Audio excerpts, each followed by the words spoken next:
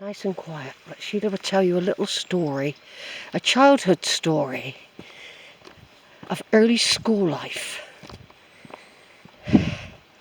I don't know how it came across, but when I was a very, oh God, there's someone ahead. When I was a very young infant, you know, first class with a lady called Mrs. Organ. And I don't know what I'd done, but she lifted up part of my pants and smacked the top of my bottom in front of everyone. And she really, I've never ever forgotten it. And I don't even know what I'd done. I think she hit me more than once. I think I got hit a few times in the playground as well.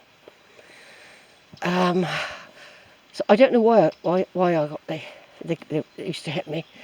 Then I had a nice teacher called Mrs. Clark. She was quite religious. She always gave us sweets at the end of the week.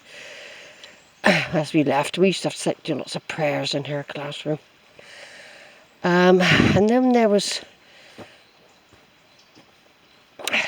Mrs. Baker. Now, we always had jammy dodgers in her class, and she was nice, and we did lots of artwork with her.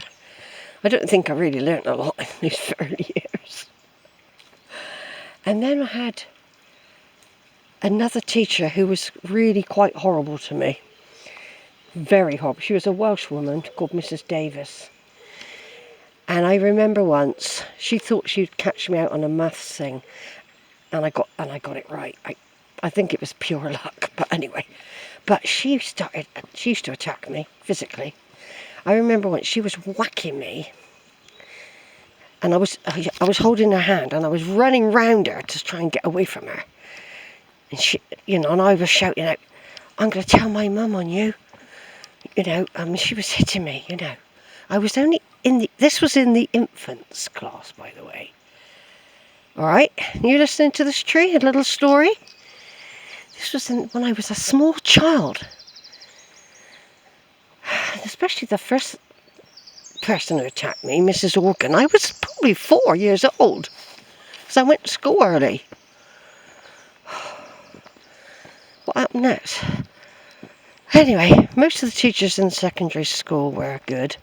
I remember what brought me onto this now, just seeing those kids coming out here like I did when I was a child with the school. Just reminded me of some of my teachers. And we had a teacher, I don't know if he was related to Mrs. Baker in the infants, but he used to be the nature teacher. I loved his lessons. And we did a lot of maths. I remember having to do the tables. He made us do it rote. And, it did help, I suppose. Anyway, he used to bring us, he used to organise, he lived out in Nether Stowey, which isn't far from here, and he used to organise the nature trails, everything out here, and I just loved his lessons. He was my favourite teacher of the junior school. I had him as, he was my top one teacher, because he loved nature and so did I, and he loved the Quantocks and so did I. So he used to slipper the boys. There was a lot of punishment went on in those days. He used to slipper the boys. And you could see a sweat on his brow, and he used to really lay into them. He kept a slipper, yeah. I had the ruler on about 2 occasions. Once was with Mr. Cross. I can't remember why. He used to ruler people on the hand. But the funny but awful one, really, which my mum went into the school about, because she knew the headmaster from the war. She used to call him Mr. Dingaling. He was Mr. Bell. One day we were in assembly, and we used to have assembly every morning, sing hymns, and all that. And my friend June Gower, she was a wild girl like me, really. I think we were quite naughty sometimes. Anyway, she jabbed me in the ribs during assembly, and I never knew she was going to do it. And I let out this yell. Anyway, we were both sent out of assembly, and we had to wait outside the headmaster's office. There were also some boys I knew. Philip Paisley, he was out there. The boys got the cane, the girls got the ruler. And I remember he rulered. We had to put our hands out. He'd do, I don't know how many strokes he did, but he did us on both hands. And when I went home, because I had like blisters on my hands, I only had little hands. And my mum went up to school. Apparently, she went. He knew her. He was scared of her. Because don't forget, I was the youngest of 5 daughters. So, yeah, that's right. She went in there, and I didn't have any trouble after that. I think I would run away from school if they were horrible to me. If I got sent outside the classroom, for example, I'd go home. Well, even when I was 5, I used to get out the gate lunchtime and run home and go and stay with a neighbour called Mrs. Simmons, because she had a lovely dog called Trixie. And I remember my brother-in-law, because I've got sisters much older, he had his police uniform on, and he took me back to school in the afternoon. I sat on his bike. He took me back, but I was always running away. I hated school. I liked being out in the open. They were so strict in those days. So terribly strict. And I got on socially fine with all the other kids and that. I didn't have any problems like that. And I used to join in everything. I was good at sport. I liked doing the dramas. I had quite good handwriting because my mother insisted we write properly. She had beautiful handwriting, my mother. Mine's scruffy as hell, really. I let it go. Anyway, yeah, so I didn't have any problems after that. Like even when I was in the secondary school, I was a bit, I suppose I must have been naughty. I was known as a chatterbox.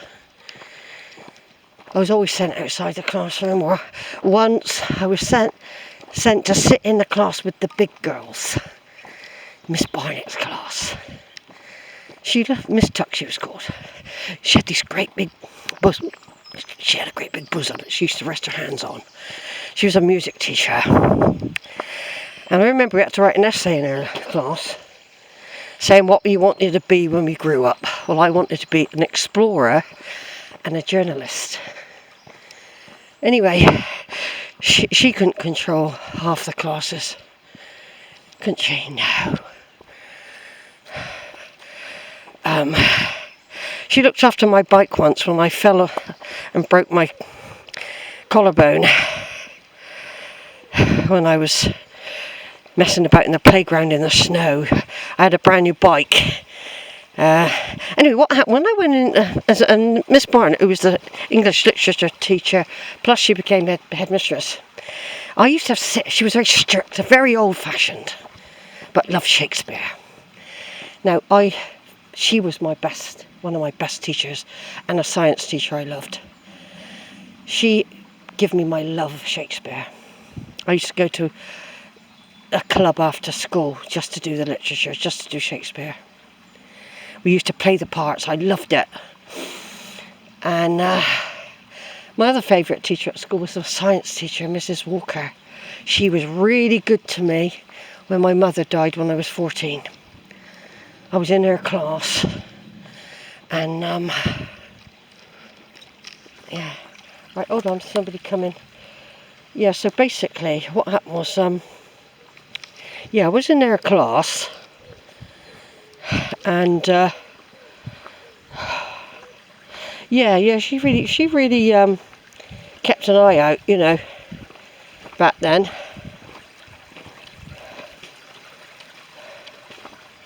Yeah, so basically, somebody coming by now, I might put it on pause.